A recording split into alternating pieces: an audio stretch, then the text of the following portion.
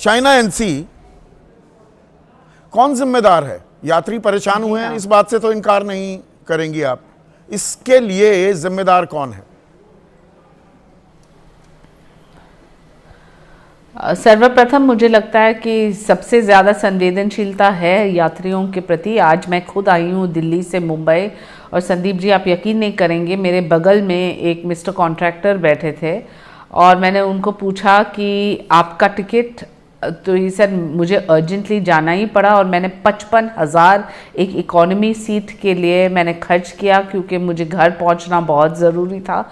सभी के अपने अपने इश्यूज हैं, कौन कहाँ जा रहे हैं इसके ऊपर ये तो आपने बड़ी दिलचस्प जानकारी दी। करना या ये कहना कि चाइना जी, एक सेकंड के लिए रोकना चाहूंगा। ये तो बहुत दिलचस्प और अहम जानकारी आपने दी कि 55,000 में आज भी टिकट खरीदी गई, और कहने को डीजीसीए नागरिक उड्डयन मंत्रालय हमें बता रहा है कि हमने तय कर दी किराए की सीमा 1500 किलोमीटर से ऊपर का। चलिए मैं मान लेता हूं 1370 किलोमीटर का डिस्टेंस है। वैसे एक मिनट सुन लीजिए ना, अगर मैं गलत जानकारी दे रहा हूं। अभी मैं आ रही हूं उस पे।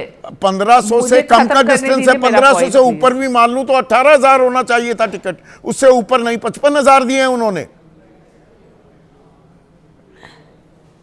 लेकिन ये नेशन वाइड एयर कैप्स जो है 7,500 से 18,000 जो है अभी लागू हुआ है, इसलिए मैं मानती हूँ कि ये कदम बिल्कुल सही परिप्रेक्ष्य में सरकार ने लिया है। इसके अंदर भी गड़बड़ जाला है। आप तो इतनी रेगुलर फ्लायर हैं, मैं बता देता हूँ गड़बड़ जाला क्या है कि आप बात कर रहे हैं। सुनिए ना मैम, एयर इंडिया की तरफ से बयान आ गया कि नहीं, हम तो पहले से ही इकोनॉमी में तय सीमा में किराए रखते हैं। ये कभी आप पकड़ नहीं पाएंगी, क्योंकि जो बुकिंग कंपनीज हैं, जो एप्स हैं, उनका रेट कुछ अलग होगा। वो पहले ही ब्लॉक बुकिंग उठा लेती हैं एयरलाइन से, वो कुछ और दाम चलाएंगी। एयरलाइन कहेगी हम तो इतना ही दाम रखते हैं, उस दाम पे आपको टिकट नहीं मिलेगी। पकड़ ही नहीं पाएंगे, उस दाम पर टिकट ही नहीं ले पाएंगे। संदीप जी, मैं आपसे सहमत नहीं हूं, क्योंकि सरकार ने मैंडेटेड फेयर्स कैप स्ट्रक्चर सबको दिया है।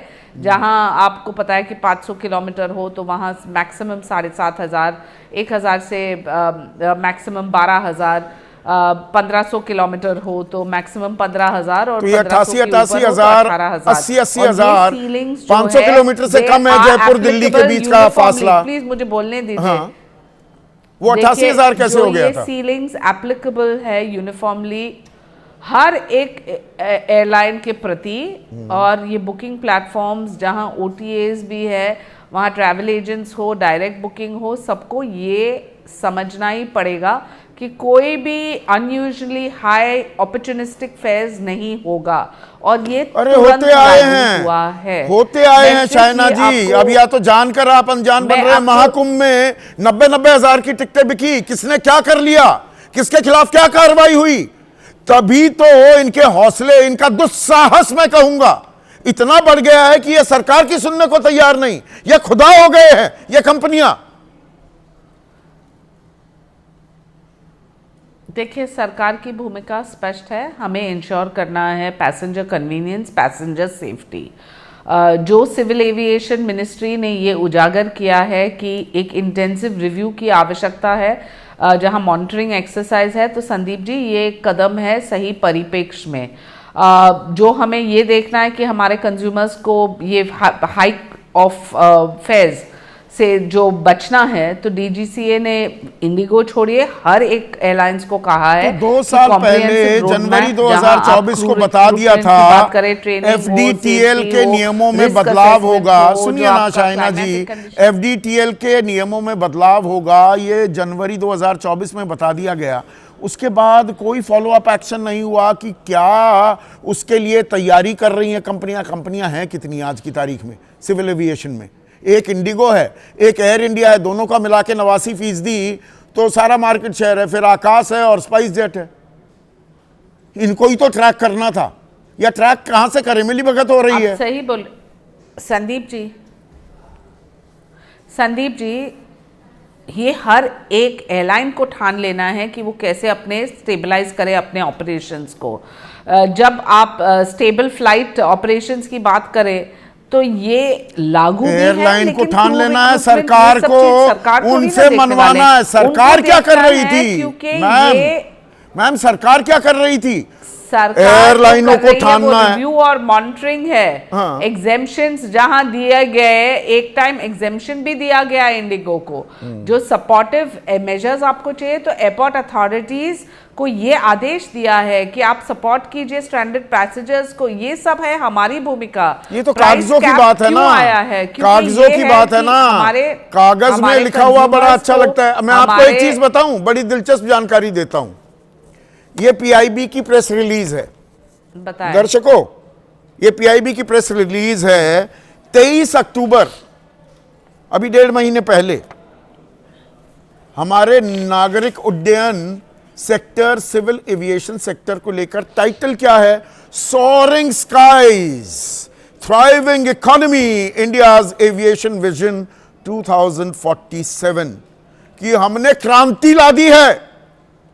उड़ान रेवोल्यूशनाइज रीजनल कनेक्टिविटी, अलग अलग क्षेत्रों के, देश के अलग अलग हिस्सों को जोड़ने की क्रांति आ गई है।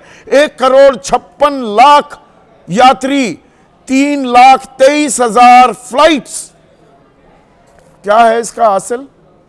और जो ये कोहराम मचा, इस पे भी कुछ प्रेस विज्ञप्ति देगा नागरिक उड्डयन मंत्रालय, चाइना एनसी? जी, इसलिए तो मैं कह रही हूँ संदीप जी कि डीजीसीए ने जो इंडिगो को कहा है और अन्य एयरलाइंस को भी कि आप सबमिट कीजिए आपका सबक सिखाना चाहिए इंडिगो को, क्रू रिक्रूटमेंट कैसा होगा, आपका ट्रेनिंग कैसा होगा, उनको सबक सिखाना चाहिए। गलती की है ना, क्या होगा? हाँ, गलती की है इंडिगो ने, 500 करोड़ का जुर्माना लगाना चाहिए। के साथ साथ हमें क्या की इश्यूज पे हमें फोकस करना है। एक है जो पायलट शॉर्टेजेस है, वो एक अंदरूनी मामला है एयरलाइंस के, जहां आप देखेंगे नए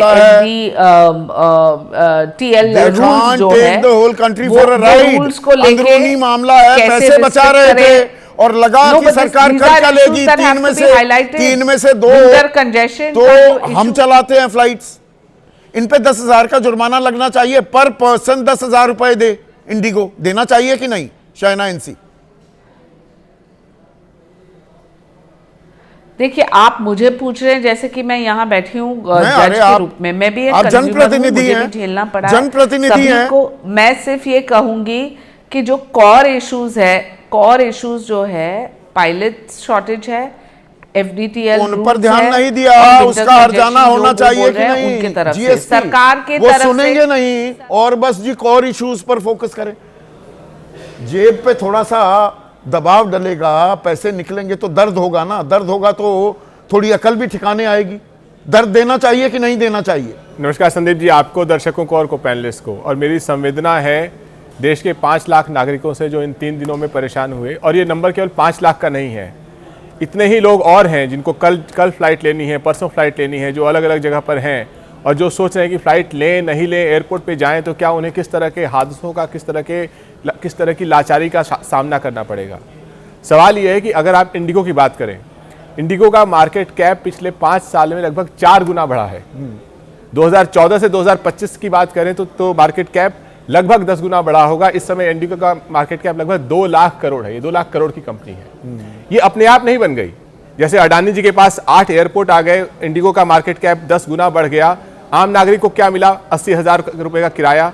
आम नागरिक को क्या मिला? हर एयरपोर्ट पे, पेट्रोल पंप से लेकर के एयरपोर्ट तक मोदी जी की तस्वीर लगी हुई है।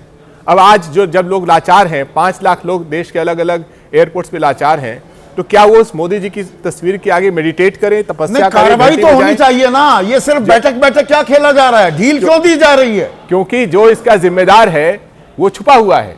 देश के अगर मैंने ट्रैफिक में गाड़ी चला रहा हूं और मैंने सीट बेल्ट नहीं लगाई हुई या मैंने मदिरा सेवन किया हुआ है तो मेरा चालान कटना चाहिए कि नहीं कटना चाहिए? चालान काटने वाला है, उसने आपको खुली छूट दे रखी है कि आपको तो फिर डीजीसीए पर भी कार्रवाई होनी चाहिए, उनके अधिकारियों पर भी कार्रवाई होनी चाहिए। हमने, इस देश की जनता ने डीजीसीए को नहीं चुना है। इस देश की जनता ने नरेंद्र मोदी जी को चुना है, उनकी सरकार को चुना है, एनडीए को चुना है, और इन लोगों पे कार्रवाई होनी चाहिए। सबसे बड़ी बात क्या है, आज अगर एक आम नागरिक नहीं, ये खुली छूट किसने दी हुई है? कल भी मैंने पूछा, खुला खेल फर्रुखाबादी हो रहा है क्या? अगर लाचारी कुछ होती है तो लाचारी आज देखिए एयरपोर्ट पर जो आम नागरिक परेशान है उसके पास लाचारी, यही लाचारी देश के किसानों ने एक समय में महसूस की है, यही लाचारी देश के मजदूरों ने अलग अलग समय पे महसूस की है, यही लाचारी पेपर लीक पर स्टूडेंट्स ने महसूस की है।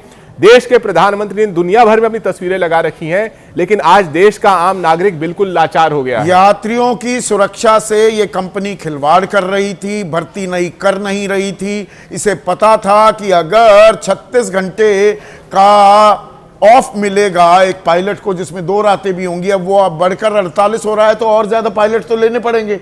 इन्होंने नहीं लिए, तो इनको कहीं ना कहीं पता था। ये पायलट एसोसिएशन वाले भी कह रहे हैं कि इनको पता था, ये सुनियोजित था कि सरकार मान जाएगी। किसी न किसी ने सरकार के अंदर ये कह रखा था कि कुछ नहीं होगा। और आपने जो प्रेस रिपोर्ट पढ़ा, वो रिपोर्ट कहता है कि सब चंगा सी, इतना ही नहीं कहता, वो कहता है 2047 तक सब चंगा सी। आप आज के दिन में 5 लाख यात्रियों की मदद नहीं कर पा रहे हैं। कल सरकार का एक आदमी नहीं दिखाई दिया। पर लोगों के लॉस का जो नुकसान हुआ है उसकी भरपाई इंडिगो करेगा। ये राजेंद्र खुरपा हमारे रेगुलर दर्शक केवल 10,000 का नुकसान नहीं है, 10,000 ये तो मैं एक फिगर कह रहा हूं। बिल्कुल, उनको 10,000 तो मिनिमम जुर्माना है। मैं कह रहा हूं 1 लाख रुपए क्यों ना मिले हर यात्री को, ऐसी नजीर ऐसी लकीर खींच दी जाए, 5,000 करोड़ का नुकसान होगा, होश ठिकाने आ जाएंगे। जो आपने प्रेस और कोई कंपनी फिर उपभोक्ता के साथ बंधुआ मजदूर जैसा बर्ताव नहीं कर पाएगी। जो प्रेस रिलीज आपने पढ़ा अक्टूबर 2025 का, उसमें सरकार कहती है हमने देश के उड्डयन क्षेत्र में लोकतंत्र बहाल कर दिया है।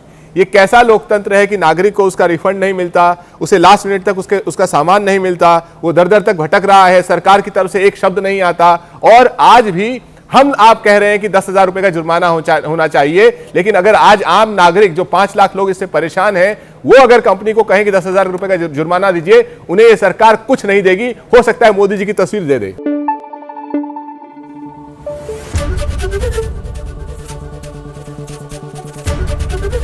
एबीपी न्यूज आपको रखे आगे।